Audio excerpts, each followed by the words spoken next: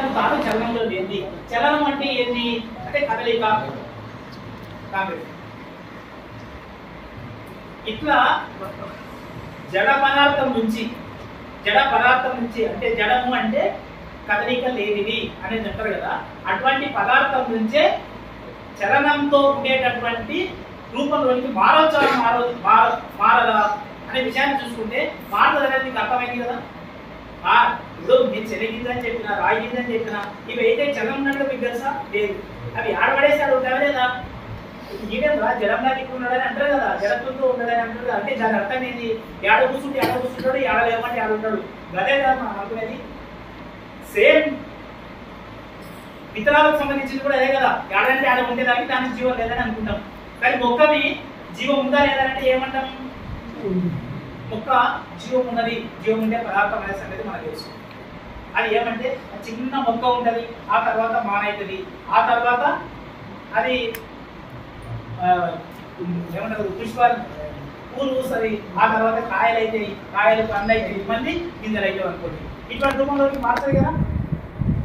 చాలా గింజలు ఈ రకంగా మారడం అనేది తెలుసు కదా. ఈ రకంగా ఉండేదాకంతా కూడా ఒక రకమైనటువంటి చలనంలో ఉన్నట్టే చెట్టు మనకు బాగా కనబడుతుంది. అదే రకంగా మనిషి గురించి మనకు బాగా పర్ఫెక్ట్గా తెలుసు.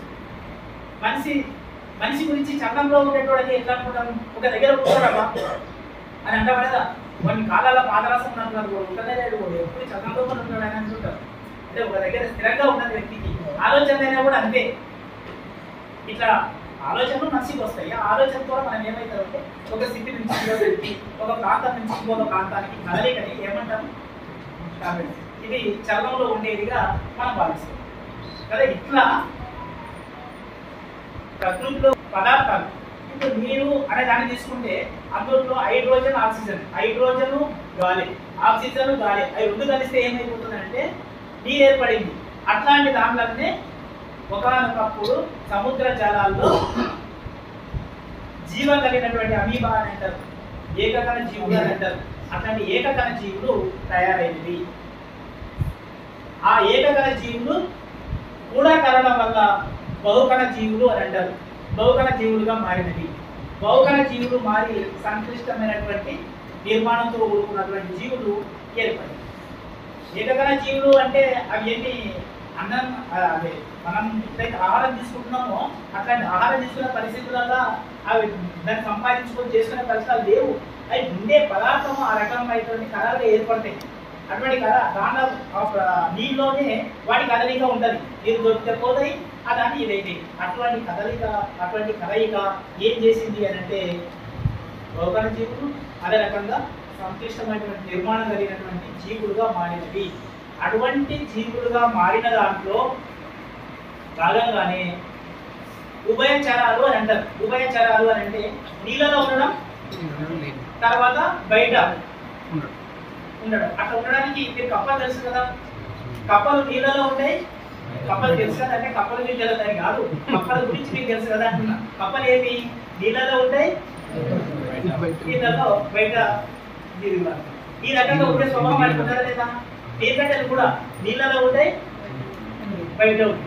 ఇట్లా కొన్ని జీవులు, తాబేలు కూడా నీళ్ళలో ఉంటుంది, అది బయట కూడా జీవించగలదు, కదలికలో కూడా ఉంటుంది. ఇటువంటి పరిస్థితుల్లోనికి ఏ రకంగా అయితే జీవులు కింద మీద అక్కడ ఇక్కడ ఉండే రకంగా ఉంటారో అట్లాంటి మార్పులు ఏం చేసినవి అంటే మెల్లిమెల్లిగా అంటే ఇప్పుడు కోతులు అట్లాంటి మారిన దాంట్లో కోతులు, అదే రకంగా నీటికి ఎగిరేటటువంటి పక్షులు, అదే రకంగా పాకుడు జంతువులు అంటే సరీసృపాలు అని అంటారు కదా, ఇటువంటివిగా, అదే రకంగా ఎగిరే జంతువులుగా, అదే రకంగా కాళ్ళపై నడిచేదగా ఇవి వాడిని ఇట్లాంటివి మారినవి కొన్ని కోట్ల సంవత్సరాలు తీసుకొని, కొన్ని కోట్ల సంవత్సరాలు ఒకరోజు అయ్యే పని కాదు. మనకు మానవ జీవిత చరిత్ర, మానవ పరిణామము దీనికి సంబంధించింది, లేకపోతే ఆటవిక సమాజం, నాగరిక సమాజంగా మారి ఒక 10,000 సంవత్సరాల గురించి. కానీ భూమి ఏర్పడి 600 కోట్ల సంవత్సరాలు, ప్రకృతి ఏర్పడి 600 కోట్ల సంవత్సరాలు, ఈ భూమి ఏర్పడి 450 కోట్ల సంవత్సరాలు అయింది కదా.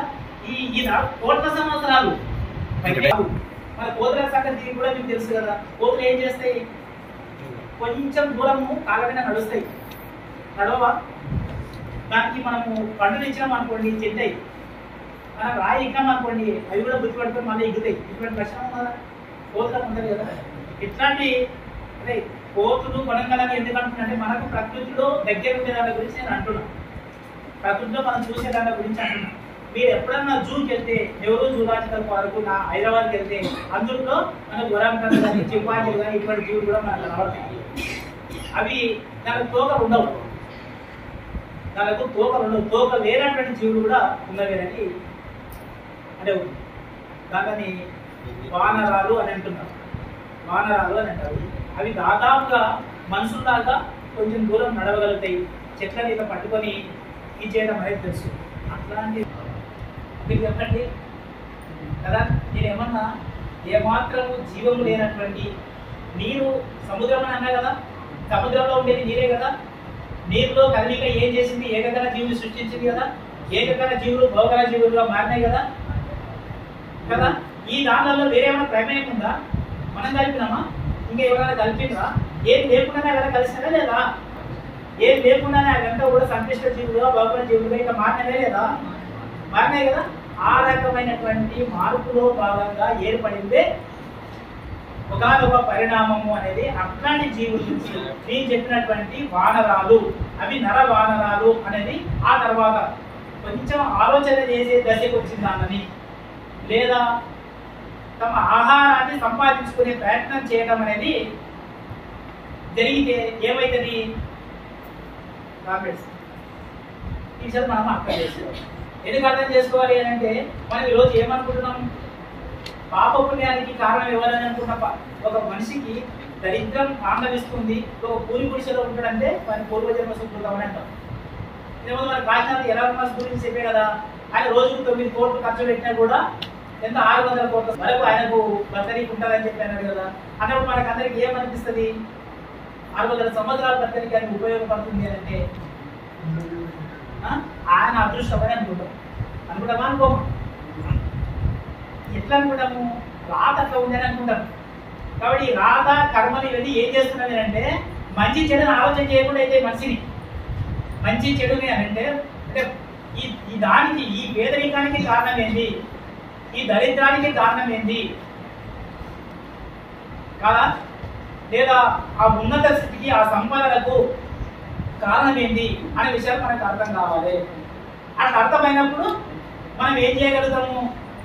దరిద్రం ఉంటే పోగొట్టాలనుకుంటాం, సంపద ఉంటే ఆ సంపదల వైపు మనం పోవాలన్నా ఆ సంపదలే అందరికీ చెందాలన్న సంగతి మనం అర్థం చేసుకోవాలి.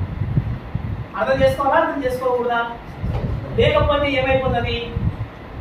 మనం పీట్లాడుకుంటాం, మనం కొట్లాడుకుంటూ ఉంటాం కదా. ఒక 4 ఎకరాల భూమి ఉందంటే పక్కోడికి తెలుసు గుంజిందంటే కథ కింద మీద అయిపోతాం లేదా.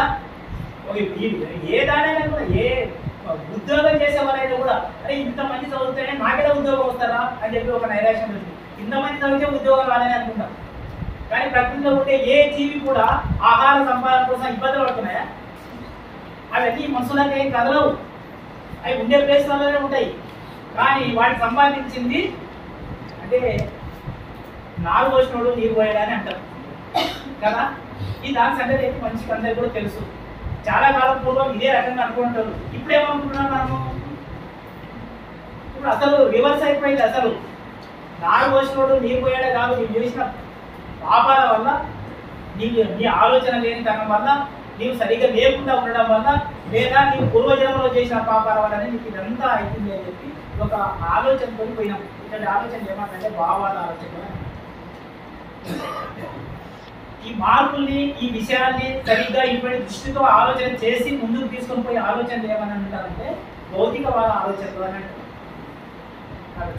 అంటే ఏ దానికైనా కూడా ఈ ఇంట్రాక్షన్ మనకి ఎందుకు అవసరం అవుతుంది అని అంటే మన లోపల ఉండేటటువంటి ఒక రోగం గురించి మనం తెలుసుకోవాలనుకున్నాం, లేదా మనం ఒక ఉన్నతమైనటువంటి చదువుకొని ముందుకు పోవాలనుకున్నాం, సమాజంలో ఒక సరైన హోదాను సంపాదించాలనుకున్నాం, లేదా మనసులో కూడా ప్రేమ ఆప్యాయతలతో మంచి సౌభ్రాతృత్వంతో స్నేహంతో ఉండాలని అనుకున్నా.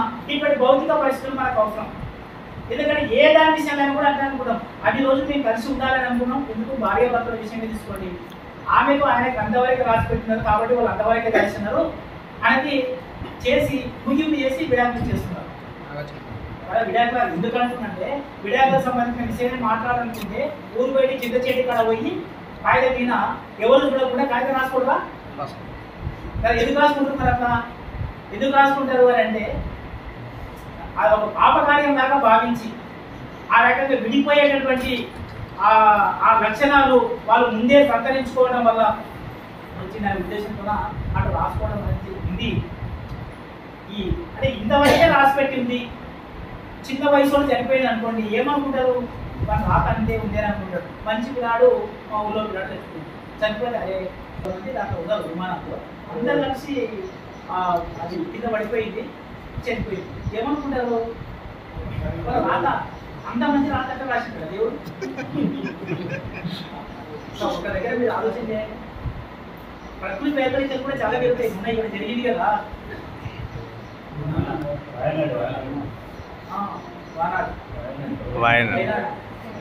రాహుల్ గాంధీ కాన్స్టిట్యూన్సీలో జరిగింది కదా. దాని గురించి మనం ఏమనుకుంటాం అంటే భూమి కదిలింది. కదలడం వల్ల ఇండ్లు, తర్వాత అక్కడ ఉండే మనుషులు, అక్కడ ఉండే ప్రతిదీ కూడా కొండలు గుట్టలు అన్నింటినీ కూడా కదిలినాయి. కదిలి వాళ్ళందరూ కూడా ఏమైపోయిందంటే మానవ వినాశనం జరిగిపోయినటువంటి పరిస్థితి. దగ్గర ఒక 400-500 మంది అందుకున్న మృత్యువాతమైన పరిస్థితి. భూకంపాలు కూడా జరుగుతుంటాయి. భూకంపాలు మనకు అందరూ రాష్ట్రంలో తెలుసు కదా, మన దీంట్లో కూడా జరిగినాయి కదా, గుజరాత్లో కూడా జరిగినాయి కదా. భూకంపాలు వచ్చి విపరీతమైనటువంటి భూమి కంపించడం వల్ల పోతుంటాయి. చాలా రకంగా నేపాల్లో, జపాన్లో జరుగుతుంటాయి. ఈ భూకంపాలు వచ్చి మొత్తం సునామీ వచ్చింది. సునామీ వచ్చి మన సముద్ర తీర ప్రాంతాలు అన్నింటి కూడా కొట్టేసి చాలా మంది కట్టేసింది. దానికి అంతా కూడా మన కారణం ఆ వైపరీత్యాలు. ఇంతమంది ఒకేసారి పాపం చేసుకొని పుట్టింటారా? పుట్టి ఉండరు కదా. కానీ కూడా తెలియకుండా ఆ ఇళ్లలో కనుక్కున్నటువంటి మనుషులు వాళ్ళు ఉండే ఆ ఇళ్ళన్నీ కూడా ఇక్కడ కదిలిపోవడం, ఆ విమానాలు పడిపోవడం, ఈ సునామీ వచ్చి మొత్తం వేలాది మంది నాశనం కావడం కదా. ఆనందంగానే ఉండింటారు కదా, సంతోషంగానే ఉండింటారు కదా. విమానం ప్రయాణం చేసి అక్కడనే ఉంటారు కదా. రాత్రాలు అనుకుంటారు కూడా అదే రకంగా ఉంటారు కదా. చిన్న పిల్లలు కూడా అదే రకంగా ఉంటారు కదా. యాక్సిడెంట్ అయ్యి రకరకాల పద్ధతుల్లో చనిపోతున్నారు కదా. ఆనందంగా ఉండే వాళ్ళే విలేకారణం చేస్తుంటారు కదా. అంతెందుకు పెళ్లి కీడల పైన ఉంటే వరుడు చనిపోతుంటాడు, లేకపోతే అమ్మాయి చనిపోతుంటాడు. అది ఆనందమే కదా. దీన్ని అందరూ ఒప్పుకుంటారు కదా మీరందరూ కూడా. మరి ఏది చావడం ఆ దేవుడికి ఇష్టమా? ఏమంటారంటే ఆడికే రాసి పెట్టింది అని అనుకుంటారు. ఈ ప్రకృతి విధ్వంసం జరగడం, నాశనం కావడం దేవుడికి ఏమైనా ఇష్టమా? ఇది ఎందుకు పెట్టింది? ఇది ఎందుకు ఇవన్నీ? అంటే దేవుడు మంచోడా చెడ్డోడా? మీకు అడుగుతున్నారు. దేవుడు ఉంటే మంచోడా చెడ్డోడా? మంచి కోసం ఉన్నాడా చెడ్డ కోసం ఉన్నాడా? దేవుడు మంచి కోసమే కదా. దేవుడు అంటే ఒక ఉన్నతమైనటువంటి మనం ఊహించుకునేది. మనం శ్రీరాముని గురించి, శ్రీకృష్ణుని గురించి, మొహమ్మద్ ప్రవక్త గురించి, యేసుక్రీస్తు గురించి కదా మనం అనుకునేది. వాళ్ళు మంచోళ్ళ చెడ్డోళ్ళ? యేసుక్రీస్తు అయినా మొహమ్మద్ ప్రవక్త అయినా మనుషులు తెలుసు మనకు. వాళ్ళు మానవుల యొక్క ఉన్నతి ఆ దాని గురించి ఆలోచన చేశారు. రాముడైనా కృష్ణుడైనా వాళ్ళు దేవుళ్ళే. వాళ్ళ గురించి వాళ్ళు జీవించి ఉండరా లేకపోతే వాళ్ళు దేవుళ్ళుగా ఉండే సంగతి తెలియకపోయినా వాళ్ళలో కూడా ఉన్నతమైనటువంటి లక్షణాలే మనం ఊహిస్తాం. అటువంటి వాళ్ళు ఇటువంటి విధ్వంసాలు అయితే సృష్టిస్తారు అనే సంగతి మనం ఒకవేళ ఆలోచన చేస్తే మనకి ఏమర్థమైతే అంటే ఈ ప్రకృతికి అంతా కూడా, ఈ మార్పులకంతా కూడా, ఈ విధ్వంసాలకంతా కూడా ప్రకృతిలో ఉండే కొన్ని నియమాలు అనే సంగతి మనకు అర్థం. ప్రకృతిలో ఇప్పుడు భూకంపాలు రావడానికి భూమిలో పొరలు అడ్జస్ట్ కావడం, సునామీలు రావడానికి అట్లాంటివి సముద్ర గర్భంలో జరగడం వల్ల ఏమైతుందంటే సునామీలు సృష్టి అయింది. కాబట్టి సముద్రాలే కదిలి మన భూమిలోనికి నీళ్ళు రావడం అనేది జరుగుతుంది.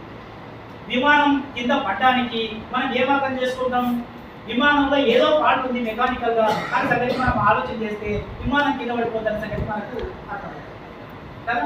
చిన్న పిల్లగాడు, వయసున్న పిల్లగాడు, మొన్ననే పెళ్ళైన పిల్లగాడు బైక్ పైన పోయి కింద పడిండు అని అంటే మనం ఏం ఊహిస్తాం? రాకంత వరకే అని అనుకో. ఫస్ట్ గా అదే వాడు స్పీడ్గా పోయిండు అనేది అనుకుంటాం. అది కనీసం చూసుకోకుండా పోయింది కదా అనుకుంటాం. హెల్మెట్ అనేది ఎత్తికి సరిగ్గా పెట్టుకుంటేడా అని ఇటువంటి ఆలోచన చేస్తాం. మనం ఒకవైపు భౌతిక పరిస్థితుల గురించి ఆలోచన చేస్తాం. మళ్ళీ ఒకసారి ఏం చేస్తామంటే దానికి రాత ఇంతే అనకపోతే ఇక దానిపైనే దాన్ని మోపకపోతే మనం సంతృప్తి ఉంటాం. ఈ జీవితం ఇంతే అయిపోతుంది కదా ఒక నిరాశ నుంచి వెళ్ళిపోతాము అనేది అనుకోవడం. మనం ఏం చేస్తామంటే ఈ దానికి వెళ్ళిపోతాం. కానీ ఎంతైనప్పటికీ కూడా మనిషి అనేక జాగ్రత్తలు తీసుకుంటూనే కొత్త కొత్త జాగ్రత్తలు ఏ దానికైనా కూడా జాగ్రత్తలు తీసుకుంటూనే ఉన్నాడు కదా. ఆ రకంగా జాగ్రత్తలు తీసుకోకపోతే అటువంటి తట్టుకోవడం అనేది జరగకపోతే ఏం జరిగేది అని అంటే మనిషే ఉండకుండే. అంతకంటే ముందు పెద్ద డైనోసార్లు ఉన్నాయి. డైనోసార్లు అంటే అవి చాలా వేగంగా పరిగెత్తేది, అదే రకంగా ఏ దానైనా పట్టి కూడా తినేది. డైనోసార్లు అనే సినిమాలు మీరు చూసి డైనోసార్ సినిమాలు కూడా వచ్చింది. ఆ దానికి సంబంధించినవి ఆ దాని ఎప్పుడైనా ఉంటే మనం చూడొచ్చు అనమాట. ఇవి ఏ జంతువు అయినా కూడా ఇప్పుడు ఎందుకు మనకు పులులు సింహాలు ఉన్నాం అనుకోండి, పులులు సింహాన్ని మనుషులు జయిస్తారా జయించాలా? జయిస్తారు కదా. కానీ కలబడి జయించడు, ఆలోచన చేస్తాడు, రూపాయలు ఉపయోగిస్తాడు, అంతకంటే ముందు పరిసరాలు ఉపయోగించాడు, లేదా కనీసంగా ఏమని చేసింటాడు మనిషి కింద ఉండకుండా చెట్టు ఎక్కవి కదా, చెట్ల మీద జీవించడం అనేది అలవాటు చేసుకుంటారా లేదా? ప్రకృతి నుంచి మనుషులు మొట్టమొదట ఇటువంటి మార్పులోనికి అంటే రక్షించుకోవడం అనేది తెలుసుకుంటారు. నేను ఇప్పటి కాలమైనా లేకపోతే ఆ వెనుకటి కాలమైనా ఈ దాని ఒక ఆలోచన అనేది తెప్పించడం అనేది ఏం జరిగింది అంటే ఎట్లా తనల్ని తాను రక్షించుకునే దాంట్లో భాగంగా మొట్టమొదట ఆటవికుడైనటువంటి మనిషి లేకపోతే మొట్టమొదట మనిషి అంటే పూర్తిగా మన నేను చెప్పిన ఆ చింపాంజీలు లేకపోతే ఉరంగన్లు ఇట్లాంటి దానికి కాకుండా హోమోసేపియన్స్ అని అంటారు కానీ హోమనాయుడు హోమోసేపియన్స్ అని అంటారు. ఇవి అంటే ఆలోచన చేసి మానవ ఆకారంలోనికి మారుతూ ఉండేటటువంటి జంతువులు ఏవైతే ఉన్నావో అవి ఈ ప్రకృతిలో జరుగుతున్నటువంటి అనేక మార్పుల వల్ల ఆహారం దొరకకపోతే ఒక ప్రాంతం నుంచి ఒక దగ్గరికి పోవడం, ఒక జంతువు నుంచి రక్షించుకోవడం, లేదా తోటి వాళ్ళ నుంచి రక్షించుకోవడం, లేదా ఈ దానికోసం ఏం జరిగినవి అంటే ఇవి మనుషుల లోపల మనిషి రూపమైనటువంటి ఆకారంలోనికి మారడము అనేది ఎందుకోసం జరిగింది అంటే ఎంత అనుకున్నా ఎంత కాదనుకున్నా తన ఆహార సేకరణ కోసం తను జీవించాలి అని అనుకోవడం, తన ఉనికిని అదే రకంగా పెట్టుకోవాలని అనుకోవడం, తన సంతానాన్ని తన దగ్గర ఉంచుకోవడం, ఇవన్నిటి కూడా చేసే లక్షణాలు ఏ జంతువులో అయినా కూడా ఇదే రకంగా ఉన్నవి.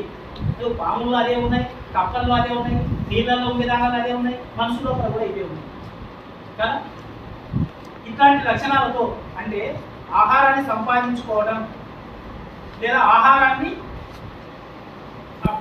ఇతరులకు ఇవ్వడం లేదా ఈ దాన్ని ఆహారం సృష్టించుకోవడం ఇవన్నీ కూడా ఉన్నాయి కదా, ప్రకృతిలో కూడా ఉన్నాయి. ప్రకృతికి సంబంధించిందే మనం తింటున్నాం. అణువులలో ఉండే మనుషులు మిగతా జీవులు ఏ రకంగా అయితే ఉన్నావో అంటే సమూహాలుగా లేదు అని అంటే వాటికి సంబంధించిన వాటి కుటుంబం వరకు. ఇప్పుడు కోళ్ళు ఉండవు అనుకోండి ఒక సమూహంగా ఉంటాయి, కోళ్ళు ఉండవు అనుకోండి ఒక సమూహంగా ఉంటాయి కదా. ఏ జీవైనా తీసుకోండి, ఏ జాతి అయినా తీసుకోండి, అవన్నీ ఒక సమూహంగా ఉంటున్నాయి. కప్పలు ఉన్నాయనుకోండి ఒక సమూహంగా ఉంటాయి, చేపలు ఒక సమూహంగా ఉంటాయి. కానీ ఇప్పటి పద్ధతుల్లో ఉంటాయి, కానీ ఒకే దగ్గర ఒక స్థిరత్వాన్ని కలిగి ఒకే దగ్గర ఉండడం అనేది ఎప్పుడు లేదు. ఆ రకంగా లేకుండా ఒక ప్రాంతం నుంచి ఒక ప్రాంతానికి పోవడం, ఆ దాని ఆహార సేకరణ కోసం కూడా అటువంటి ప్రయత్నం చేయడం అనేది చేస్తూ ఒక జంతువులాగా మనిషి ప్రాథమిక దశలో కూడా ఉన్నారు. వాళ్ళు ఏం చేసిండ్రు అంటే ఆ ఆదిమ సమాజంలో ఉండే మనుషులు మొట్టమొదట అంటే ఇప్పుడు ఏ జంతువు అయినా కానీ అంటే మనకేం భాష వస్తుంది, అప్పుడు కూడా భాష వస్తుందేనా? భాష లేకుండా మనిషి ఉంటారా? లేకపోతే మనం ఈరోజు నడవడం వస్తుంది, లేకపోతే మనుషులకు ఒక పని చేయడం ఇప్పుడు ఈరోజు వస్తుంది, ఆ రోజు కూడా ఇట్లా లేకుండా ఎట్లా ఉండరు అనేది మనకు అనిపించదా? కానీ ఉన్నాయి. ఏ జంతువులైనా కూడా వాటి భాష అవసరం లేదు కదా. ఇప్పుడు కుక్కలు ఉన్నాం అనుకోండి, వాడికి ఒక భాష ఉందా? జంతువులు అన్నింటి కూడా ఏ భాష ఎట్లయితే లేదు అంటే భాష లేకుండా మనిషి ఎట్లా పెరిగారనేది మనకు అనిపిస్తుంది కదా. ఏ దానికైనా కూడా వాటికి సంబంధించిన అవి చెప్పుకునేవి అంటే వాటికి అర్థమైన రకంగా ఉండేవి ఉంటాయి కదా. అంబ అని ఆవంటది, అంబ అని చూడండి. ఈ రకంగా ఎట్లయితే చేయడం అనేది తెలుసో ఇటువంటి పద్ధతుల్లో ఉండడం అనేది జరుగుతుంది. అంటే ఏం లేకుండా కూడా ఉండొచ్చు అనే సంగతి మీకు ఈ సందర్భంగా నేను అట్లా కాంగ్రెస్ ప్రకృతిలో కూడా ఆహార సంపాదన అనేది మామూలుగా దొరికితే ఇబ్బంది లేదు. అంటే భూమిలో ఉండేటివి, భూమిలో ఉండే చెట్లకు కాసిన పంటలను మనం తెంచుకోవడం, చెట్టుకు ఎక్కి మామిడి పండ్లను మనం తెంపుకోవడం అనేది ఒక ఇదైతే. కానీ ఎక్కడైనప్పుడు ఎట్లా, ఎక్కడైనప్పుడు ఏం చేస్తాం చెప్పండి? ఒక మామిడి పండు మనం ఎక్కడైనప్పుడు ఏం చేస్తాం? కీపి నుంచి రాయిస్తాం. కింద పడిన ఉంటే పర్వాలేదు, కింద పడకుండా ఉంటే ఏం చేస్తాం? రాయిస్తాం. లేదా అట్లాంటివి చాలా ఉంటాయి కదా, పూర్తిగా ఇంకా ఉంటాయి. అప్పుడు మనం ఏం చేస్తామంటే ఏదో ఒక పదార్థాన్ని ఉపయోగించి, అంటే ఒక పరికరాన్ని, ఒక అంటే పని కోసం ఉపయోగించే సాధనం ఉంటుంది కదా, ఆ రకంగా ఉండేదాన్ని ఉపయోగిస్తాం. ఇది మొట్టమొదట మనిషి రాళ్ళని ఉపయోగించి రాళ్ళే కదా ఇక మనిషికి వెంటనే అందుబాటులో ఉండేది. లేకపోతే ఏం చేస్తారు? ఇంకా కొంచెం ఆలోచన చేస్తే కట్టి కూడా వాడతారు. రాయేమో ఇమీడియట్గా దొరుకుతుంది, ఇంకా రాయి ఇద్దామని అనుకుంటారు. కట్టే అంత ఉంటుంది కాబట్టి కట్టె గురించి మనకి ఆలోచన వస్తుంది, మనకు రాదు కదా. ఇక్కడ జంతువులు రక్షించుకోవాలనుకున్నా, ఏదనుకున్నా ఎటువంటి ఉత్పత్తి పరికరము అని అంటే, ఉత్పత్తి పరికరం అంటే మన ఆహార సంపాదన కోసం వాడే, లేదా మనకు పదార్థాన్ని మనం తయారు చేసుకోవడం కోసం వాడే పరికరాలు. సంపాదన కోసం కదా, ఆహార సంపాదన మనకు కావాలి, మనకు పనులు కావాలి, అదే రకంగా మనకు మాంసం కావాలి. వీటన్నిటి మనం ఎట్లా వేటాడితే మాంసం వస్తుంది. ఎప్పుడు అసలు జనరల్గా కోతులు మాంసాహారులు కావు, మనిషి కూడా మాంసాహారి కాదు మొదట. కానీ ఆ తర్వాత ఏమైపోయింది అంటే, రాను ఉండే దశలో ఆహారం దొరకకపోతే మనం కూడా తినే పరిస్థితి ఏర్పడుతుంది కదా. అటువంటి దశ ఏం చేసింది అంటే, ఇతర జంతువులు తినే అలవాటు మనిషి చేసుకోవాల్సిన పరిస్థితి ఏర్పడింది. ఆ రకంగానే ఒకనొక నరవాడ ఇవన్నీ కూడా ఉన్నాయి కదా, అవి ఏం చేయగలిగినవి అంటే, మొదట ప్రకృతి పరంగా ఉండే వాటిని సేకరించి తినడం, ప్రకృతిలో సహజ సిద్ధంగా దొరికిన వాటిని తినడం, ఆ తర్వాత వేటాడి తెచ్చుకొని తినడం.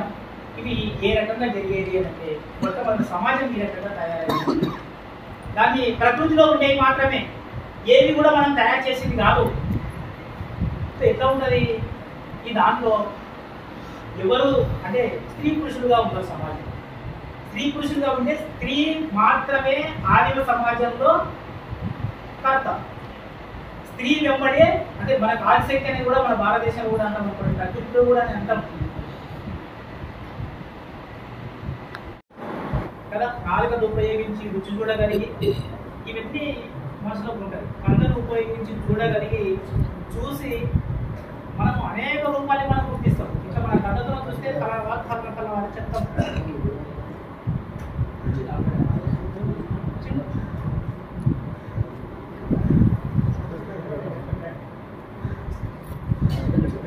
కామెంట్స్ అనేది మనము చెప్పగలుగుతాం. కానీ ఇట్లా అన్ని చేయగలుగుతాయా? అన్ని జంతువులు చేయడానికి రాదు కదా. అన్ని జంతువులు చేయగలుగుతాయా అంటే అన్ని చేయవు. గద్ద ఆకాశంలో ఎక్కడో ఉంటుంది, చూడండి, గద్ద ఆకాశంలో ఎక్కడో ఉంటుంది. ఎంత ఉంటే చేతులు కూడా అది చూపిస్తుంది.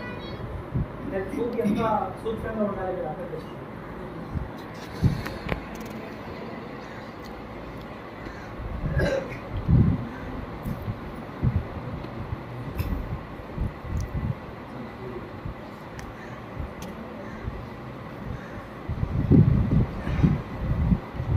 కదా.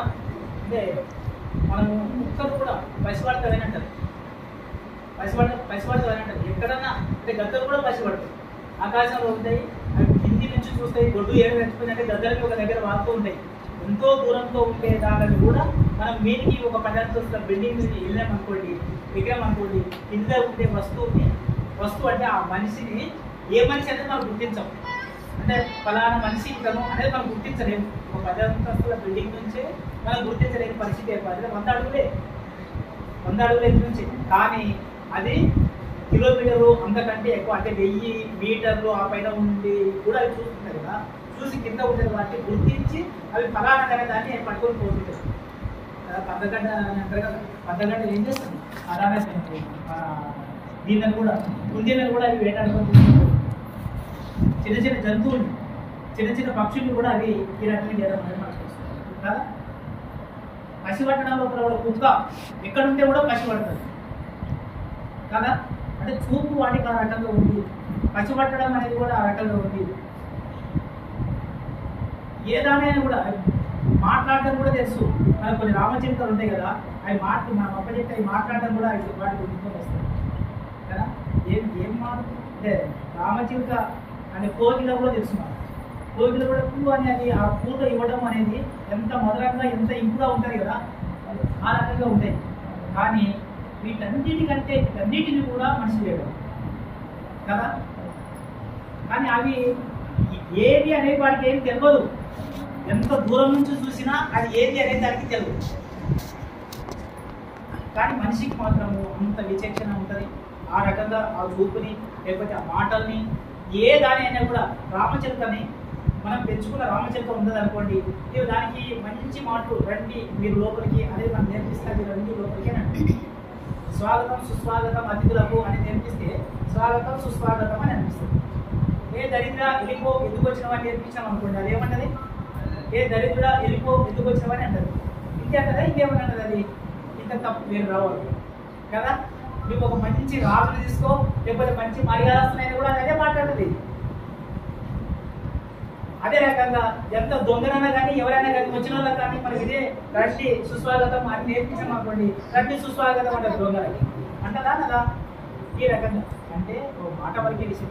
ఏ విషయంలో అయినా కూడా ఈ రకంగా రావడానికి ఈ రకంగా తిరగడానికి మనిషికి చాలా పరిణామం జరిగింది అనే సంగతి. అంటే దీన్నే పట్టుకొని అన్నీ ఒకటే అయితే అంత విచక్షణతో చూడగలిగితే ఇదంతా కూడా ఏం కావాలి అని మళ్ళీ ఎక్కిపోతుంది. కానీ వెనక్కి పోవడం కాదు, అది ఎక్కడికో పోవడం కాదు. ఈ సమాజంలోనే ఈ ప్రకృతిలోనే తనకు అవసరమైన వాటిని సంపాదించుకునే దాంట్లో భాగంగా మనిషి ఏం చేయగలిగిండు అని అంటే చాలా మామూలుగా అనుకుంటే దానికి కొంచెం రంధ్రం వేసి దాన్ని కట్టెబెట్టి గదలాగా చేసుకోగలిగిండు కదా. అంతకంటే ముందే మనిషికి కంచు కానీ ఇల్లు కానీ తెలియదు కదా. తెలియనప్పుడు ఏం చేయగలుగుతాడు? ఉండే వాటిని ఎట్లా వాడాలో మనకు రామాయణము భారతము ఈ కథలలో గదలే ఉన్నాయి. లేకపోతే అంటే బాణాలు ఉంటాయి. ఆ బాణాలకు ఆ పుల్లలు ఉంటాయి. ఆ పుల్లలకు ముందర ఇది ఉంటాయి. అవే పెద్ద విషయాలు. అప్పుడు ఏ యుద్ధం చేసుకోగలిగినా కూడా మనం ఏమనుకుంటామంటే అర్జునుడు బాణం వేసినా లేకపోతే రాముడు బాణం వేసినా రాముడి బాణం ఎదురులేదు అర్జునుడి బాణం ఎదురులేదని అనుకుంటుంటాం కదా. కదా ఈ రకంగా వాళ్ళకి ఆ రకంగా ఏమో ఇది ఉంటుంది అనేది మనం అనుకుంటున్నాం. కానీ ఇప్పుడు ఎక్కడ ఉంది? ఇప్పుడు ఎక్కడ పాకిస్తాను ఎక్కడ పోగ్రామ్. ఇక్కడ ప్రోగ్రాంలో వేసినట్టు అక్కడ ఉండే దాన్ని నాశనం చేసి వచ్చినాయి. ఎక్కడ ఇంగ్లాండ్ ఎక్కడ అమెరికా అవి ఏం చేయాలనేది జపాన్ జర్మనీ దేశాన్ని నాశనం చేస్తే ఆయుధాలు వాళ్ళు తయారు చేసి వాటిని ఉద్యోగం చేసే పరిస్థితి. అవునా కాదా? ఇటువంటి ఆయుధాలని వేరే వాటిని వేటాడడం కోసం ఉండేది అప్పుడు అతి ముదురైనటువంటి అతి ఏమంటారు ఏమాత్రం ఈరానటువంటివి ఉపయోగించుకొని మనిషి తనకు సంపాదించినటువంటి ఆహారాన్ని సంపాదించుకోగలిగిండు, వేటాడిండు, ప్రకృతిలో ఉండే జంతువుల్ని నుంచి తనని తాను రక్షించుకోగలిగిండు. చేయగలిగిందా లేదా అంటే ఈ పరిస్థితి ఆ రకంగా చెయ్యొచ్చా లేదా అనే దానికోసం ఇప్పటికైనా కూడా చాలా చోట్ల అంటే చెట్లపైకి అప్పుడు ఏం చేయగలిగారు అంటే వాళ్ళు చెట్లపైన గుడారాలు చెట్లపై మనము మంచెలు వేసుకుంటాం కదా, మంచె దాకా చెట్లను మార్చుకునేటోళ్ళు. మన ఊరికి సంబంధించి కూడా చెప్పారు. పార్లమెంట్ దిగ రామచంద్ర మన చేను దిగ ఆ చేను హద్దు అంట. అక్కడ నుంచి రానికే అక్కడ పోతుండట. విద్యాపూర్ నుంచి ఇక్కడ వచ్చేటప్పుడు కదా ఆ దానికి మనుషులు ఒక హద్దు నుంచి ఇంకొక హద్దుకు వచ్చేటప్పుడు ఎవరు ఏం కథ అనేది ఆడ డాటా వేయాలి. ఆడ ఎంక్వైరీ చేసుకుంటారు అనమాట. ఆడ చెట్ల మీద ఉండేటోళ్ళట మనుషులు. చెట్ల మీద ఉండి కాపలా కాసు అట్లా ఊర్లకు కానీ లేకపోతే ఏరియాలకు కానీ ఇటువంటి కాపలా కాయటం అనేది మొదటి వరకు జరిగింది. మొన్నటి వరకు జరిగిందంటే అప్పుడు నేను ఈ విషయం నేను చెప్తున్నా అంటే మనుషులు చెట్ల మీద ఉండడానికి ఆస్కారం ఉంది. మనం మంచిగా వేసుకొని మనం ఏ రకంగా అయితే ఉంటామో చెట్లను ఆ రకంగా మార్చుకొని ఆ చెట్లకైనా ఉండే అవకాశం ఉంది. లేదా బొయ్యారం అని అంటాం కదా, గుహలు అని అంటాం కదా, సింహాలు పులులు ఉండే రకంగా అంటే వర్షం నుంచి కాపాడడం కోసం కానీ ఇతర జంతువులు కనబడకుండా ఉండడం కోసం కానీ ఇటువంటి వాటిని ఉపయోగించుకొని నివాసాలు లేదా వాళ్ళు వేరే చోటల్లో వాటిని ఉపయోగించుకుంటూ మనుషులు ఆదిమ కాలంలో ఆ ఆటవికమైనటువంటి అడవుల్లో మనుషులు ఇటువంటి పద్ధతిలో జీవించేవాళ్ళు. అందరూ ఒక దగ్గర ఉండడం అనేది జరగలేదు. మెల్లిమెల్లిగా స్టాండర్డ్స్ ఏమైపోయినవి అంటే ఈ దశ అంటే ఇప్పటి పరిస్థితుల్లో ఒక నాగరికత ఉండదు కదా. నాగరికత అంటే ఏంటి? నగరాల్లో జీవించడం లేదా గ్రామాల్లో జీవించడం లేదా ఒక స్థిర నివాసం ఏర్పాటు చేసుకొని ఉండడాన్ని నాగరికత అని అంటారు. నాగరికత అంటే ఇది. ఈ నాగరికత తెలియదు మనిషికి. నాగరికత అనేది ఇప్పటి విషయం. ఇది ఎంతో ఒక 3000 సంవత్సరాలకు సంబంధించిన విషయం. కానీ అప్పుడు 10,000 సంవత్సరాల కింద లేదా 1,00,000 సంవత్సరాల కింద ఈ పరిణామం చెందుతున్నటువంటి ఈ పరిస్థితులలో మనిషికి కదా ఏం తెలియకుండా ఇటువంటి పరిస్థితుల్లో మనుషులు జీవించిండ్రు అనేది మనం అర్థం చేసుకోవాలి. ఇటువంటి పరిస్థితుల్లోనే వేటాడిండ్రు. ఇటువంటి పరిస్థితుల్లోనే ప్రకృతిలో ఉన్నట్టుగా తీసుకోవడం అనేది ఒక దశ ఉంది. ఉన్నట్టుగా ఉండడానికి కోసం తప్ప గదలతో కానీ లేదా బాణాలతో వేటాడితే వాటిని అంతా కూడా తెచ్చుకొని మనం ఇంట్లో గాలిలో వేసుకుంటామా? గాలిలో దాన్ని నిర్వహించుకోలేం కదా. నిర్వహించుకుంటే ఎన్ని రోజులు ఉంటాయి? ప్రకృతిలో కాసిన ఏవైనా కూడా అంతే కదా. కానీ మనం పండ్లు మామిడి పండ్లు తెచ్చినాం అనుకోండి, ఎన్ని రోజులు ఉంటాయి? వారం రోజులు ఉంటాయి, 15 రోజులు ఉంటాయి. ఆ తర్వాత మురిగిపోతాయి కదా. ఎక్కువ నిల్వ ఉండే పండు గురించి నేను చెప్తున్నా.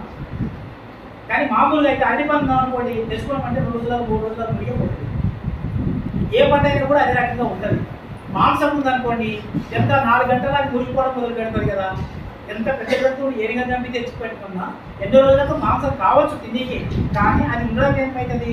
చనిపోయింది అంటే మనిషి చచ్చిపోతేనే ఈ రోజు చనిపోయిందంటే మరుసటి రోజు మధ్యాహ్నం వరకు మనం చేయాలి. లేకపోతే ఏమైపోతుంది? మురిగిపోతుంది, శవం కులిపోతుంది. ఇప్పుడు వేరే అనుకోండి, చాలా శవాల్ని దాంట్లో ఆ రసాయనాలను నింపి వాటిని నిల్వగా ప్రయత్నం చేస్తారు. కానీ లేదు కదా. అంటే అట్లా నిల్వ ఉంచుకునే అవకాశము లేదు అని చెప్తున్నా. ఆహారాన్ని నిల్వ ఉంచుకునే అవకాశమే లేదు. కాబట్టి ఏం చేయాలి? మనిషి వేటాడాలి లేదా ఇతర ప్రాంతాలకు పోయి వాటిని సంపాదించుకోవాలి. ఇది పూర్తి అనుకూలిస్తుంది మొత్తం. ఇదంతా కూడా ఏం చేయనిస్తుంది? ఒక మనిషిని పీడించడం సాధ్యమవుతుందే? ఒక మనిషిని ఎందుకు కొట్టుకోవాలిగా? కొట్టుకుని రా దశలో కూడా అవసరమే లేదు కదా. నువ్వు వేటాడితే నీకు దొరుకుతుంది, నీకు ప్రకృతిలో నీకు కలిస్తే నీకు తెచ్చుకోగలుగుతావు, లేకుంటే లేదు అనే పరిస్థితి ఆ ఆదిమ సమాజంలో కూడా మనుషులు వస్తుంది. కాబట్టి అక్కడ మనుషులు అందరూ సమానం. అవునా కదా? ఇట్లా ఉంటే సమానంగానే ఉంటారా కదా. ఇప్పుడు మనం ఏమంటాం? కలిమి దేవుల గురించి మనం మాట్లాడతాం అనుకోండి, అంటే ఉండడం లేదు అనే గురించి మనం మాట్లాడతాం అనుకోండి. ఏమనుకుంటాం? ఆయనకు ఒక 10 ఎకరాల భూమి ఉంది, ఆయనకు ఒక కారు ఉంది, ఆయనకు ఒక 3 అంతస్తులు 2 అంతస్తుల బిల్డింగ్ ఉంది, లేదా 5-6 గదుల ఇల్లు ఉంది. కాబట్టి ఆయనకి ఏం తక్కువ ఆయన బాగుండు అని అంటారు కదా. ఇప్పటి పరిస్థితి గురించే కదా మనం మాట్లాడడం. ఒక ఆయన కూలి గుడిసె ఉంటుంది, ఆ ఇంట్లో ఉండడానికి కూడా మంచి అవకాశం లేకుండా ఉంటుంది. ఆ ఇంట్లోకి నీళ్ళు వస్తుంది, వర్షం వస్తే లేదా ఎండ వస్తే అదే ఉంటుంది, చలి కూడా అది రక్షణ ఇవ్వలేదండి పరిస్థితి ఉంటుంది. ఇటువంటి పేదరికాల గురించి మనము ఏమంటారు? లేని అని అంటారు కదా. కలిమి అంటే బాగా ఉండడము, కలిగి ఉండడము అనేది సంగతి కదా. ఇటువంటి పరిస్థితి గురించి మనం మాట్లాడితే అక్కడ ఉందా? అందరూ చెట్ల మీదే జీవించాలి, లేదా అందరూ గోడలోనే జీవించాలి, అందరూ ప్రకృతి పరంగానే రక్షణ తీసుకోవాలి కదా. అటువంటిప్పుడు ఏమి ఇబ్బంది ఉంటుంది? ఏ మనిషి అయినా ఎందుకు కొట్టుకుంటాడు? కొట్టుకోడు. ఏ మనిషి అయినా కూడా ఏం చేస్తాడు? చెట్టుంటే పోతాడు, వేటాడతాడు, కొంచెంలో లేకపోతే ఇంకో చింపడం చంపుకుంటాడు, తెచ్చుకుంటాడు, తింటాడు. ఈ పరిస్థితి కాదు. వేట అదే రకంగా సహజ సిద్ధంగా ప్రకృతి నుంచి దొరికింది. ఇవి ఎంత సాధ్యమవుతుంది అంటే మన మనుషులందరూ ఎట్లా ఉంది? మరి ఒకరికే సాధ్యమవుతుంది అంటే అది ఒకరికే సాధ్యమయ్యే విషయం. తల్లి, తన పిల్లలు లేదా తనకు సంబంధించిన సోదరులు వీళ్ళందరూ కూడా కలిసి గుంపుగా ఉండగలుగుతారు. ఆడపిల్లలు కానీ మగపిల్లలు కానీ ఒక గుంపుగానే ఉండగలుగుతారు. ఒకరికి సాధ్యమవుతుంది. ఒక సింహాన్ని ఎదుర్కోవడం, ఒక పులిని ఎదుర్కోవడం, లేకపోతే ఒక గుడిసె చేసుకోవడం, చెట్టు మీద పోయి అలనే చేసుకోవడం చాలా కష్టమైనటువంటి విషయం. అవంతా నిర్మాణం చేసుకోవాలంటే కూడా కాబట్టి గుంపులుగా మనుషులు ఉన్నారు. ఆ కాలంలో మనుషులు ఎట్లా నివసిస్తుంది అంటే గుంపులుగా నివసిస్తుంది. కానీ ఒక గుంపు ఒక దగ్గర స్థిరంగా లేదు. ఒక ప్రాంతం నుంచి ఒక ప్రాంతానికి పోయేటోళ్ళు. మనకి ఎండాకాలం నీళ్ళకి ఎంత ఇబ్బందో మనకు తెలుసు. వర్షాకాలంలో నీళ్ళు వస్తే ఎంత ఇబ్బంది పడతామో వాగులో వచ్చినప్పుడు మనకు తెలుసు. కాబట్టి ఏం చేయాలి? వర్షం నుంచి రక్షించుకోవాలనుకున్నా, ఎండ నుంచి రక్షించుకోవాలనుకున్నా, లేదా మనకు దాహమైన నీళ్లు సంపాదించుకోవాలనుకున్నా నీళ్ళ దగ్గరికి మనం వెళ్ళాలి కదా. అవి ఎక్కడ ఉంటుందో, ఎక్కడ దొరుకుతావో అక్కడ జంతువులైనా కూడా అవే చేస్తాయి కదా. రాత్రంతా వేటాడతాయి. దానికి ఏమన్నా ఒక మడుగు తెలిసిందని ఆ మడుగు కాడికి మనము దశరథుడు కూడా ఏం చేసిండు? వేటాడే ఆ దశ లోపల ఒక మడుగు దగ్గర పోయి బాణం పెట్టుకొని ఉంటాడు కదా. కదా. ఆయనకు ఏమంటారు శబ్ద శ్రవణ విద్య వచ్చానమాట. అంటే శబ్దాన్ని వింటే శబ్ద వింటే ఆ దాన్ని చూసి బాణం వేయడం తెలుసు అనమాట. ఆ రకంగానే కదా ఏమని శ్రవణుని చంపుతాడు కదా, శ్రవణ కుమారుని చంపుతాడు కదా. ఎట్లా ఏమనుకుంటాడంటే ఆయన పోయి మడుగులో తల్లిదండ్రులను తీసుకొని పోతుంటాడు, తీరయాత్రలు తీసుకొని ఉద్భుతంగా మోసుకొని పోతుంటాడు. మోసుకొని పోతున్నప్పుడు వాళ్ళని నీళ్ళు తాపుదామని చెప్పి అక్కడ వాళ్ళని పెట్టి ఆ మడుగు గట్టుకు పెట్టి తాను పోయి ఆ దానికి వెళ్ళి నీరుని పడిపోతాడు. ఆయన ఏమనుకుంటాడు, ఏరుకొచ్చాయని అనుకుంటాడు. ఏరుకొచ్చి అనుకొని ఆయన పొదల చాటం ఉంటాడు, దాన్ని చూడడు మంచి అనుకొని. ఆ పుల్ల అందులో ముందు బుడబడి శబ్దం వస్తుంది. అది బుడబడి శబ్దం వస్తే ఏమి ఏరుకొస్తే అది వస్తుందని చెప్తాడు. ఆయన శబ్దంతో బాణం వేయడం అనేది జరుగుతుంది కదా. నేను ఈ విషయాన్ని ఎందుకు చెప్తుందంటే ఇట్లా ఆ మడుగుల దగ్గర దాంట్లో వేటకు అంటే ఆ నీళ్లు తాగడానికి జంతువులు వస్తుంది అని చెప్పి ఆ రకంగా కాపెట్టుకొని ఉండేటోళ్ళు. ఆ దాంట్లకు దగ్గర ఇప్పటికి కూడా మనం ఏం చేస్తాం, ఒడ్డుగాయడం అని అంటారు కదా. మనం వేట పోతాం అనుకోండి, పందుల రేవు అని అంటారు. పందులు ఈ రేవులోనే వస్తాయి అని చెప్పి అక్కడ పోయి మొదలగడతాం. అక్కడ పోయి పడితే ఆ రేవులు కడితేనే అవి వస్తాయి, అందులో పడుతుంటాయి. అంటే వాటి పోవడం అనేది ఒక దారి ఉంటుంది అనమాట. ఎక్కడంటే రోజు జంతువులు కూడా కొన్ని రకాలుగా వాటికి అలవాటు చేసుకుంటాయి ఆ ప్రాంతంలో ఉండే జంతువులు. ఆ రకమైనటువంటి స్థితి లోపలే జంతువులు ఏ రకంగా అయితే ఉంటారో మనుషులు కూడా ఆ రకంగా నీళ్లు ఉండే దగ్గర పోయి జీవించడము, ఆహారం దొరికే దగ్గర పోయి ఉండడము. వర్షాకాలంలో ఇబ్బంది లేదు, కానీ వర్షాకాలంలో ఏం కావాలి, జంతువులు కావాలి, లేకపోతే తిండికే పదార్థం కావాలి. అవి దొరికేటప్పుడే దొరుకుతాయి. కాబట్టి తిండికి ఎక్కడైతే ఉంటుందో అక్కడ పోతాయి. ఇప్పటికి కూడా ఏ జంతువులైనా కూడా ప్రకృతిలో అంటే మనుషులు ఈ రకంగా ఎట్లా చేసి ఉంటుందని చెప్పి మీరు అనుకోవచ్చు. కొల్లేటి పొంగల్ అనేది ఉంటుంది మన దగ్గర, ఒరిస్సా దగ్గర ఉంటుంది కొల్లేటి సరస్సు దగ్గర. ఆ కొల్లేటి సరస్సు దగ్గరికి ఎక్కడి నుంచో సముద్ర తీరంలో ఉండేటటువంటి సరస్సులో ఉండేటటువంటి పొంగలు అక్కడికి వచ్చి ఆ దాంట్లో ఉండే ఏమంటారు నీళ్ళ కోసం అవంతా కూడా ఎండాకాలం కానీ లేకపోతే వర్షాలు వచ్చినప్పుడు కానీ ఆడికి వస్తుంటాయి. అక్కడి నుంచి వర్షాలు పడినవి అనుకుంటే వేరే ప్రాంతాల దగ్గర పోయి వేరే సరస్సులు ఉంటే ఆ సరస్సులో ఉండే దానికోసం అవి పచ్చిగట్టి పోతుంటాయి. అంటే ఈ రకంగా ప్రకృతిలో చాలా జంతువులు అంటే పక్షులు లాగానే వెళ్ళి వాటిని సంపాదించుకోవడం తెలుసు అన్నమాట. ఇది నేర్పాల్సిన అవసరం లేదు, మనసులో ఓపుకుంటే కాదు. ఈ రకంగా పోవచ్చని మీకు అంటున్నాను. ఈ రకంగా పోయికి అవకాశం ఉందా లేదా? ఈ రకంగా పోయికి అవకాశం ఉంటుంది. మనకు పుట్టగొడుగులు పూస్తుంటాయి, లేదా వర్షం వచ్చినప్పుడు మనకు ఏమి ఇవి వస్తుంటాయి చూడండి, గుస్కిలు వస్తుంటాయి. ఇక్కడ పుట్ట నుంచి పుట్టుకొని వస్తుంటాయి కదా, ఆ దశలో కూడా ఎన్నాలన్నమాట. ఆ రకంగా ఎనడం. తర్వాత చాలా రకాలైనటువంటి పాములు, చాలా రకాలైనటువంటివి ఈ కాలంలో కూడా బయటికి వెళ్ళడం అనేది మనకు తెలుసు. మన బొంత పురుగులు కూడా పుడుతుంటాయి కదా. అంటే ఈ రకరకాల దశలో మనిషి కూడా ఒక ప్రకృతి సిద్ధమైనటువంటి జంతువు ఏ రకంగానో మనుషులు కూడా అదే రకంగానే ఆ ఆయుధ సమాజంలో జీవించిండు అనేది నేను చెప్తున్నాను. ఈ రకంగా ఉండడానికి అవకాశం ఉందా లేదంటే ఆ రకంగానే ఉంది. కాబట్టి ఈ దాన్ని నాగరిక సమాజం అన్నారు, అది ఆదిమ సమాజం అంటారు. ఆదిమ సమాజం అనేది ఒక ఆటవికమైనటువంటి సమాజం. ఆ సమాజంలో మనుషులు ఏం చేయగలిగారు అని అంటే అడవిలో ఉండే ప్రకృతి సిద్ధమైనటువంటిది ఆహార సేకరణ దశ అని అంటారు. ఆహారాన్ని సేకరించుకోవడమే, ఆహారాన్ని ఉత్పత్తి చేయడం అనేది లేదు అనేది. తర్వాత ఈ దశని దాటి కొంచెం అదే దశ లోపల మనుషులు ఇతర అంటే కొంచెం నిల్వ చేసుకోవడము అనేది, లేదా ఆ ప్రకృతిలో ఉండేటటువంటి పశువులు ఏవైతే ఉండవో వాటిని మచ్చిక చేసుకోవడానికి అవకాశం. మనం గొర్రెలు మచ్చిక చేసుకున్నాం కదా, కుక్కల్ని మచ్చిక చేసుకున్నాం కదా, మేకల్ని మచ్చిక చేసుకున్నాం, ఆవుల్ని మచ్చిక చేసుకున్నాం, ఎద్దుల్ని మచ్చిక చేసుకున్నాం. మచ్చిక చేసుకున్నామా లేదా? అవి కూడా మనిషికి దూరంగా ఉంటే క్రూర జంతువులుగానే ప్రవర్తిస్తాయి, తెలుసు కదా. మనిషికి దగ్గర ఉన్నప్పుడు వేరే ఉంటాయి ఎద్దులు అట్లాంటివి, లేదా మన బర్రెలు, ఇవన్నింటి కూడా మనం మచ్చిక చేసుకున్న జంతువులు ఉంటాయి. మచ్చిక చేసుకున్న ఆవులు ఇట్లాంటివన్నింటి కూడా తన దగ్గర ఉంచుకోవడం, వాటన్నింటిని వేరే ప్రాంతానికి తీసుకొని పోవడం, మేపడం, ఇవి అలవాటు చేస్తుంది. ఇవి ఏమైపోతుంది, పశువుల మచ్చిక అనేది జంతువుల మచ్చిక అనేది ఏం చేస్తుంది, ఆహారంలో కొంచెం స్థిరత్వాన్ని తీసుకుని వస్తుంది.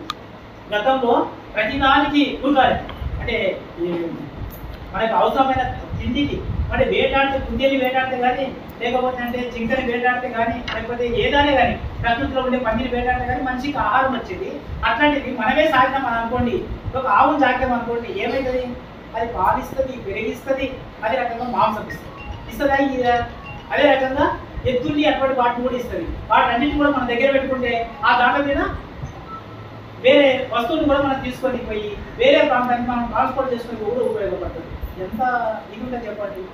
అంటే పిల్లలు కానీ లేకపోతే వృద్ధులు కానీ దాని మీద మనం ట్రాన్స్పోర్ట్ చేసుకుంటూ ఉపయోగపడుతుంది.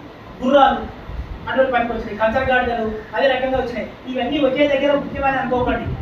గుర్రాలు వేరే దగ్గర, ఒంటెలు వేరే దగ్గర, రకరకాలు ఉన్నాయి. కానీ ప్రకృతిలో ఉండే ఈ అన్నింటి జంతువుల్ని మంచిగా చేసుకోవడం అనేది కూడా మనిషి ప్రారంభమైన తర్వాత కొంత స్థిరత్వం వచ్చింది. కొంత ఒక ప్రాంతంలో ఉండి వాటిని సంపాదించుకునే అవకాశం ఏర్పడింది. ఈ దానికంతా కూడా మొదటి దశలో దాన్ని మాతృస్వామిక సమాజంగా అనవచ్చు. అంటే స్త్రీ వెంపడ ఉండేటటువంటి సంతానం వీళ్ళు మాత్రమే ఉండే ఒక గుంపులు ఏవైతే ఉన్నావో ఆ గుంపులతోనే ఇదంతా కూడా నిర్వహణ చేయడం అనేది ప్రాథమికంగా చేసింది. మొదట దశలో కూడా ఆ రకంగా జరిగింది. ఇవి ఏం చేయగలిగేది ఏంటంటే జంతువులు తీసుకొని పోయి మనం ఒక దగ్గర మనం నేర్పుతూ ఉన్నప్పుడు మనకు దొరుకుతుంది.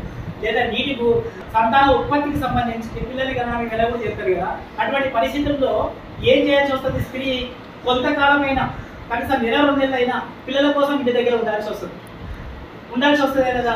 ఇటువంటి పరిస్థితుల్లో ఏం చేయాల్సి వచ్చింది అని అంటే విత్తనాలు అంటే తెచ్చిన పండ్లను కానీ లేకపోతే కొన్ని విత్తనాలు కానీ ఆ దగ్గర నాటుకోవడం వల్ల ఏమైనా అంటే మొక్క తయారైంది. మొక్కని అంటే మళ్ళీ వాళ్ళు దూరం పోయినా మళ్ళీ కొంత తర్వాత వస్తే అటువంటి మొక్కనే అయ్యో మొలిసింది అనే సంగతి అర్థమవుతుంది. అటువంటి మొక్కకు పలానా పండు కాల్సింది అనే సంగతి అర్థమవుతుందే లేదా? అదే రకంగా గడ్డి వీటి కోసం కూడా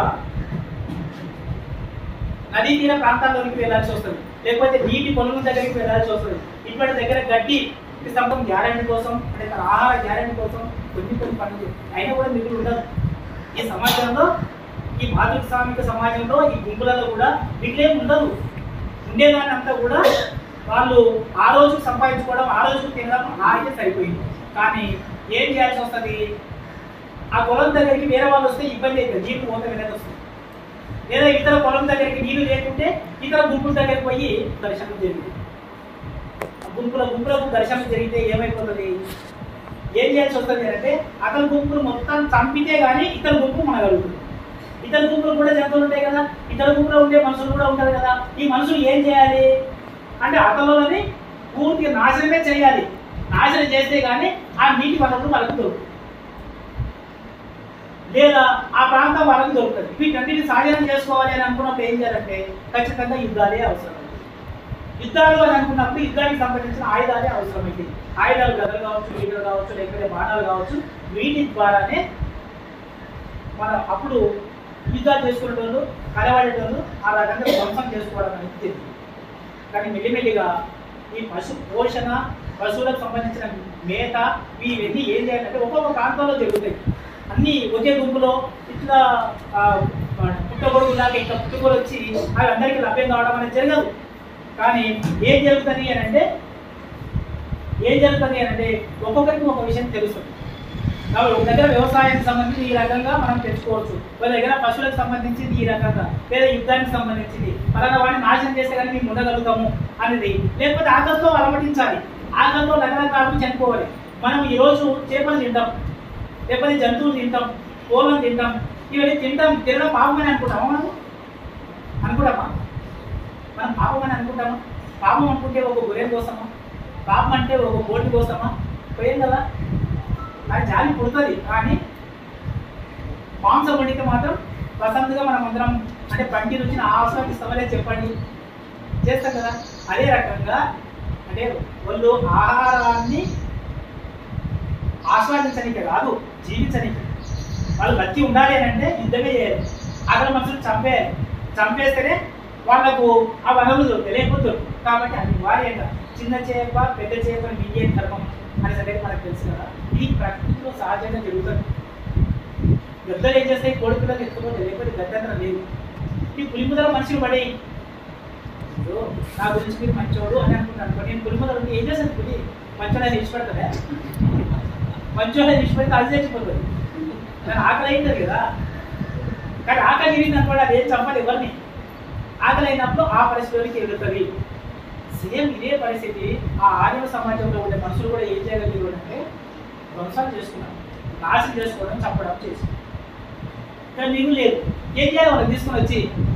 అంటే ఒకవేళ మనం ఏం చేస్తాం, ఈరోజు పాకిస్తాన్తో యుద్ధం జరిగింది అని అనుకుంటుందండి, చంపితే చంపుతారు, సైనికులుగా దొరికింది అనుకుంటే పడుకొని వచ్చి ఇక్కడ పెట్టుకుంటారు ఆశాలు చెప్పమని.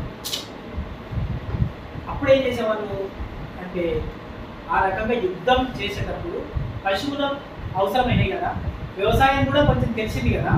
వ్యవసాయం తెలిసిన తర్వాత వ్యవసాయంలో పశువుల మేతతో పాటు అవసరమైనటువంటి తిండి గింజలు చెట్లు కూడా ఉత్పత్తి చేసుకోవడం అనేది కూడా జరిగింది కదా. అప్పుడు ఏం చేయాలి? ఆ వ్యవసాయం కోసం మనుషులు ఉపయోగించవచ్చు. అంటే వ్యవసాయం కోసం మనుషులు ఉపయోగించడం అంటే అప్పుడు ఉండే కట్టెలు రాళ్ళలో పెట్టి ఆ భూమిని కొంచెం వేయాలి, ఆ రాళ్ళని తీసేయాలి, లేదా దానికి అడ్డుకట్ట వేయాలి. ఇటువంటి పద్ధతుల్లో నీళ్ళని మలుపాలి కదా. నీళ్ళని వెళ్ళ మలిపితేనే కానీ ఉండగలుగుతారు కదా, లేకపోతే సాధ్యం కాదు కదా. ఈ పరిస్థితిని అర్థం చేసుకొని నీళ్ళకి అడ్డకట్టేయడం, నీళ్ళని మలుపుకోవడం, వ్యవసాయాన్ని కొంచెం ముందుకు తీసుకొని పోవడం అనే దశ. పశువులు మేపడం, పశువులు మచ్చిక చేసుకోవడం, పశువులు కాపాడుకోవడం అనే ఒక దశ వచ్చిన తర్వాత కొంత ఆహారానికి గ్యారెంటీ. ఇప్పుడు ఏం కావాలి అంటే గుంపులు నాశనం చేసుకుంటున్నప్పుడు చంపడం ఎందుకు? కొంతమంది వెళ్తారు కదా, అందరు నమ్మితే ముఖ్యమైన 2-3 చంపాం అనుకోండి, మిగతా వాళ్ళందరూ సరెండర్ అయిపోతుంది. మీరు చూడండి, మనం యుద్ధం చేయడానికి కూడా పోదాం, మనం కూడా ఏం చేస్తామంటే ఒక నాయకులు పెట్టుకుంటాం, బాగా ఈ చేతులు పెట్టుకొని పోయిన తర్వాత ముఖ్యమైన ఇద్దరిని పడా మనం మీద వేసేసాం అనుకోండి, మిగతా వాళ్ళందరూ కూడా నోట్ చేసుకుంటారు కదా. ఉండే మొత్తం 10 మంది అదే ధైర్యంతో ఉన్నాం, 10 మంది ధైర్యంతోనే ఉంటాం. 10 మందిలో ముఖ్యంగా చెప్పే నాయకుడు లేకపోతే అంటే బాగా యుద్ధం చేసేవాడిని మనం చూసుకుంటుంటాం కదా. వాడు కానీ వచ్చింది అనుకోండి, మిగతా వాళ్ళందరూ కూడా ఎన్నికలు అవుతారు కదా. ఆ రకంగా అయినప్పుడు అట్లా సరెండర్ అయిన వాళ్ళని ఏం చేయాలి అంటే అట్లా సరెండర్ అయిన వాళ్ళని తెచ్చుకున్నారు.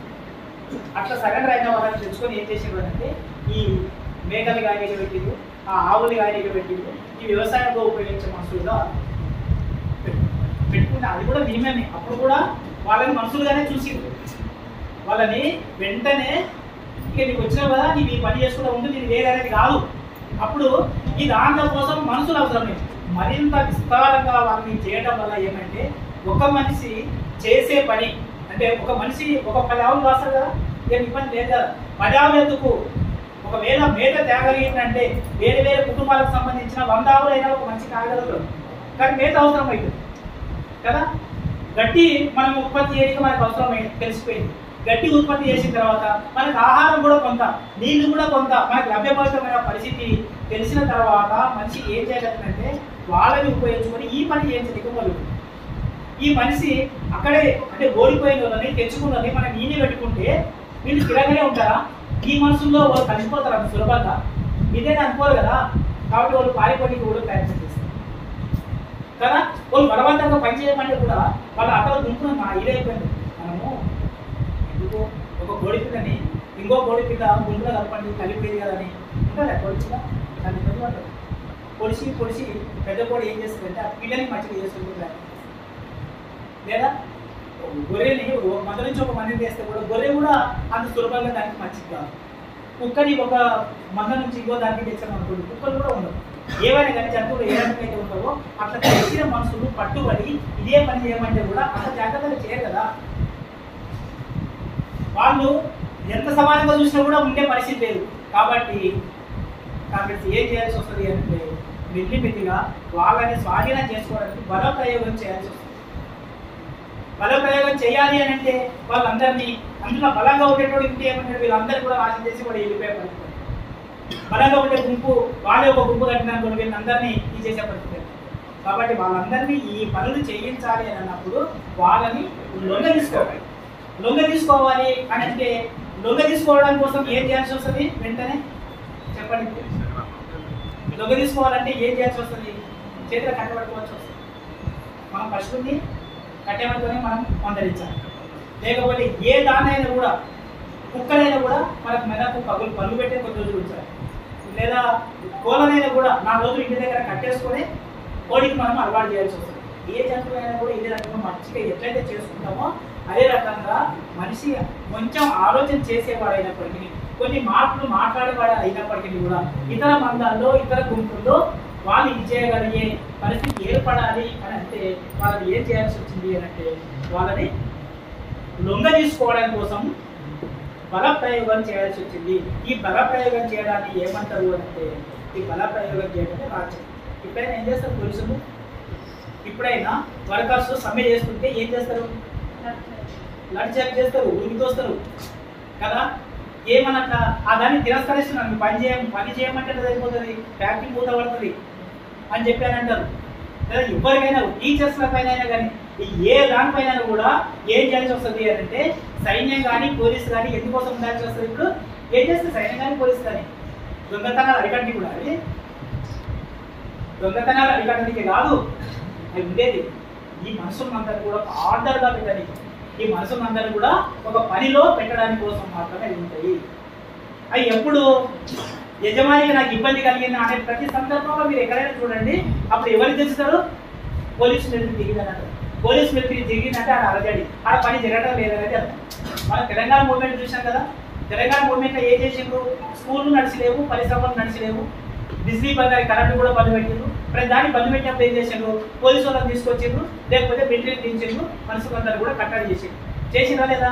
సేమ్ ఇటువంటి ప్రయోగమే ఆ కాలంలో వాడు పారిపోకుండా దాని సరిహద్దులు దాటి, ఆ నీటి పొలను దాటి, ఆ పశువుల కాపలతనం నుంచి కూడా దూరం పోకుండా వాటిని అదుపులో పెట్టుకోవాలంటే ఏం చేయాల్సి వచ్చింది అని అంటే అప్పుడు కూడా కట్టెలు పట్టించి బాగా వాళ్ళ గ్రూప్లోనే బలంగా ఉండే మనుషుల్ని వాళ్ళు పెట్టుకోవాల్సి వస్తుంది. ఆ రకంగా ఉండాలి అని ఎవరు చెప్పాలి? ఎవరు చెప్పాలంటే తల్లితో నడిచినప్పుడు తల్లి చెప్పింది.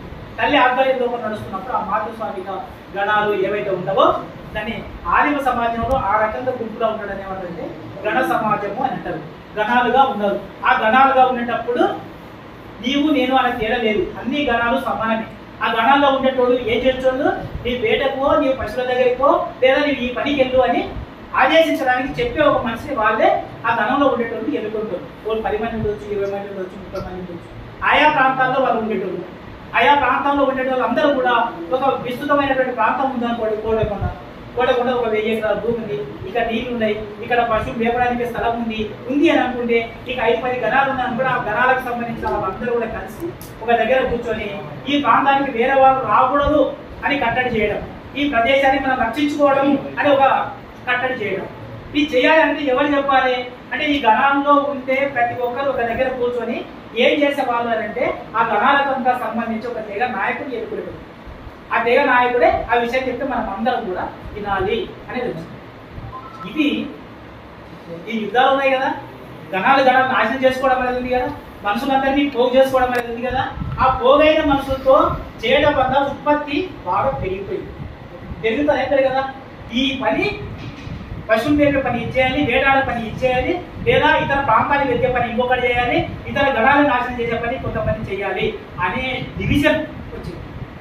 ఆ దానివల్ల మొట్టమొదట స్త్రీలు వ్యవసాయాన్ని కనిపెట్టి స్త్రీలు వ్యవసాయము చేసేవారు. కానీ అదే రకంగా మొట్టమొదట స్త్రీలే ఆహారాన్ని సేకరించిందని పంచేవాళ్ళు. అది మాతృస్వామిక సమాజం. స్త్రీ చేతిలోనే ఆహార సేకరణకు సంబంధించిన ఆదేశాలు ఉండేవి, వచ్చిన దాన్ని పంచేది, అందరికీ సమానంగా పంచడం అనేది జరిగింది. అదే రకంగా సమాజం మారిన తర్వాత ఈ అదనపు ఉత్పత్తి అయిపోయిన తర్వాత ఏమైపోయింది అని అంటే పట్టుకొచ్చిన వాళ్ళని మొదట్లో సమానంగా చూసింది, కానీ మెల్లిమెల్లిగా ఏమైపోయిందంటే అదనపు ఉత్పత్తి పెరిగిన తర్వాత దాన్ని స్వాధీనం చేసుకోవాలనిపిస్తుంది కదా. ఈ పశువులు నా గణనవే, ఈ పశువులు నా కుటుంబానివే అనేది ఆ సమాజంలో ఇప్పుడు మనం అనుకున్నట్టుగా భార్యాభర్తలు అనే ఒక సంబంధాలు కానీ, లేకపోతే అంటే ఇంకో కుటుంబం నా పిల్లలు అనే ఒక సంబంధం కానీ ప్రకృతిలో వేడికి లేదు కదా. వేడిగానే ఉంది అటువంటి సంబంధాలు. ఇప్పుడు మన భార్యాభర్తలు అని అనుకుంటున్నాం, మన కుటుంబం అని అనుకుంటాం, మనం ఒక కుటుంబంలో జీవిస్తాం, మనకు ఒక సంబంధం ఉంది. అప్పుడు ఆ సమాజం అంత లేదు. ఆ సమాజంలో మిగతా ప్రకృతిలో ఉండే జంతువులు ఏ రకంగానో మనుషులు అదే రకంగా కలిసి ఉండేది. ఏమన్నా అయిపోయింది.